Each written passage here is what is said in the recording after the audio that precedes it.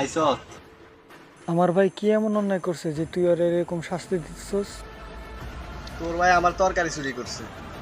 আরে যা, সবাই জানে তুই এই জমি কেমনে নিছিস। এই জমি নাম নিছিস। সমস্যা নাই, তোরে পুরো জমিন আবারও দিয়ে দিন, আর তুই বাদিরে পাঠাই দিস। কথা কিন্তু সাবধানে কইস, তোরে আমি মাইরালাম। যা যা যা, আমার জমিন ছাইরা জায়গা, তুই এখান থেকে যাবি না। কি দরকার ছিল ওর সাথে ঝামেলা করা?